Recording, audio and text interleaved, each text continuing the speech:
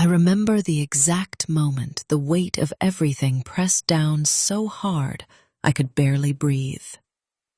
It was a gray Tuesday in late fall, Chicago wind slicing through my coat as I hurried down the steps into the subway station.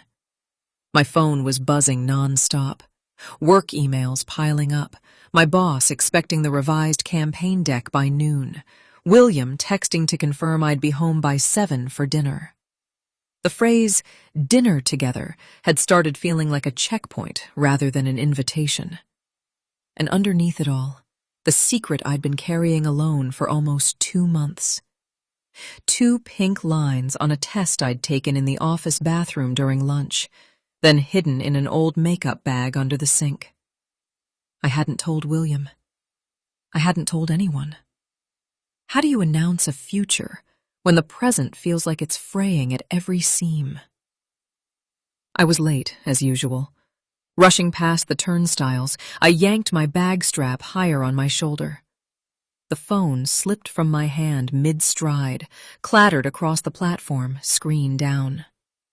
I spun to grab it, but a surge of people pushed forward as the trains screeched in. The doors swallowed me before I could retrieve it. Through the closing gap, I watched it lie there, small and helpless amid scuffed shoes. My stomach twisted. Everything important was on that phone. Work files, calendar reminders, the single photo I'd taken of the test before deleting the app in panic. At the office, I borrowed a coworker's phone to call Lost and Found. They had it. An older lady turned it in about 20 minutes ago, the clerk said. Said the owner would come looking soon. Relief hit me like a brief exhale. I told my assistant I'd be back in an hour and took the next train downtown. The Lost and Found window was busy. The attendant slid my phone across the counter along with a folded note. She waited a while, then said you'd find her on platform 3 if you wanted to thank her. Curiosity tugged harder than gratitude. I walked the length of the platform, scanning benches. There she was, mid-70s maybe, silver hair in a low bun, navy coat buttoned neatly, hands folded over a plain leather purse. She looked up as I approached, eyes the color of winter sky, calm and direct. "You're welcome," she said before I could speak, voice low and measured. She held out the phone but didn't release it right away. Her fingers brushed mine as she finally let go. "One thing before you run off again, dear. That little life you're protecting. It needs more than a man who collects pieces of you to feel whole. Pay attention to the quiet warnings. If you don't, they'll grow teeth." The words landed like cold water down my spine. I froze. No one knew. Not William, not my sister, not even the calendar I'd marked with a tiny dot in code. I searched her face for some trick, overheard gossip, a lucky stab, but found only quiet certainty. Thank you for the phone," I managed, stepping back. "You must have me confused with someone else." She tilted her head, almost pitying. "Confusion is comfortable until it isn't. Safe travels." Then she turned and walked away, swallowed by the flow of commuters. I stood there longer than I should have, pulse loud in my ears. It had to be a coincidence. People guess things. Older women especially, red faces like open books. I told myself that the whole ride back to work, repeating it until the knot in my chest loosened just enough to function. But her voice stayed, a soft echo under every meeting, every email, every forced smile. The next morning I arrived at the office early, hoping to finish the campaign revisions before the team meeting. My desk was cluttered with sticky notes and half-empty coffee cups. As I opened my laptop, an old photo popped up on the screensaver. William and me at Navy Pier last summer, arms around each other, wind whipping my hair. I stared at it longer than I meant to. The smile on my face looked genuine at the time. Now it felt like a stranger wearing my skin.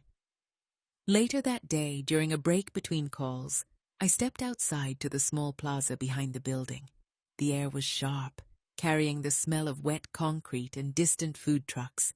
I leaned against the railing, watching people hurry past with their heads down. A young mother walked by, pushing a stroller. Her baby was bundled in a bright red hat, waving tiny mittened hands at nothing in particular. I placed my palm flat against my stomach without thinking. The gesture felt foreign and right at the same time. That evening, I stopped at the corner grocery on the way home. The fluorescent lights were too bright, the aisles too narrow. I wandered past the produce, picking up an apple, putting it back, picking up another. At the checkout, the cashier, an older man with tired eyes, looked at my single item and said, "Rough day?" I nodded without speaking. He bagged the apple carefully, as it mattered. On the walk home, I ate it slowly. The crisp bite loud in the quiet street. For a moment, I felt almost normal. The next week passed in a haze of routine that felt increasingly fragile. Work consumed me. Late nights tweaking presentations, early mornings on calls. William texted more often. "Where are you?" "Heading home soon." "Just checking in." I answered quickly, brightly, but each reply felt like feeding a meter I couldn't let expire. Then the laundry. I was folding his shirts when a receipt fluttered out of a pocket. Jewelry store 2 weeks earlier. A pendant necklace, price high enough to make my breath catch. Not for me. My birthday was months away. Our anniversary farther still. I stared at the paper until the ink blurred, then tucked it back exactly as I'd found it. Denial is a skillful art. I practiced it daily. A few days later, I was in the break room at work refilling my water bottle when Sarah from accounting sat down across from me. She was one of those people who noticed everything. "You okay?" she asked quietly. "You look like you're carrying the whole building on your shoulders." I forced a smile. Just the usual chaos. She didn't push, but before she left, she added, "If you ever need to talk, I'm here. No judgment." I thanked her, but the kindness made my throat tight. Then the photo arrived. Late afternoon. Unknown number. A grainy shot of William at a dimly lit lounge, head bent close to a woman's, her hand on his sleeve. Timestamped 2 nights ago, when he'd said he was working late. I stared until my eyes burned, then deleted it. Blocked the number. Told myself that anyone could send anything. Deep down, though, something cracked open. A thin fissure where doubt seeped in. The doctor's office called the following Monday. "Confirming your 8-week ultrasound on Thursday at 10. I hadn't booked it. "Are you sure?" I asked. The receptionist sounded puzzled. "It came through the portal yesterday. Your name, insurance, everything." I hung up, palms damp. Who would do that? The whispers, she'd called them that, were no longer faint. They hummed beneath every interaction.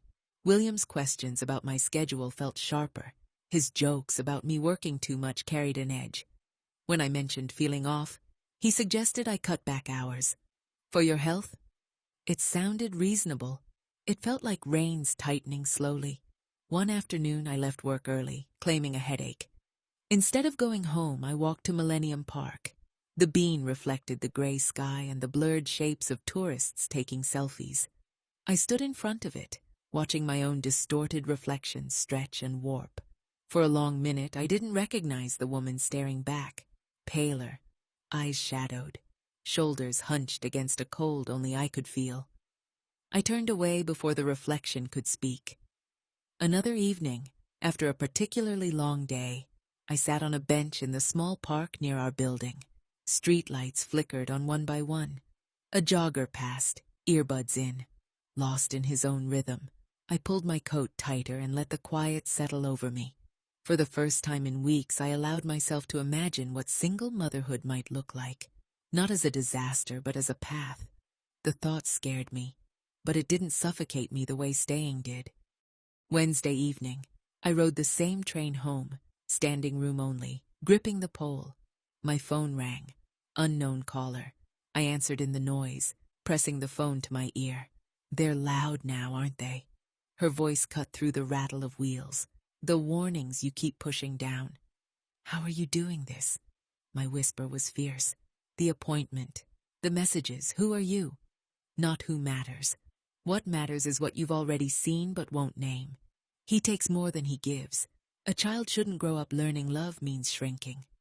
The line went dead. I stared at the screen, the car swaying around me. For the first time, tears pricked, not from fear, but from the ache of recognition. That night, I waited until the apartment was still, then opened his laptop on the kitchen table.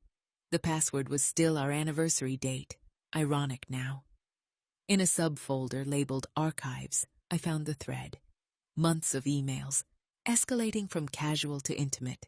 Photos, plans, complaints about the pressure at home.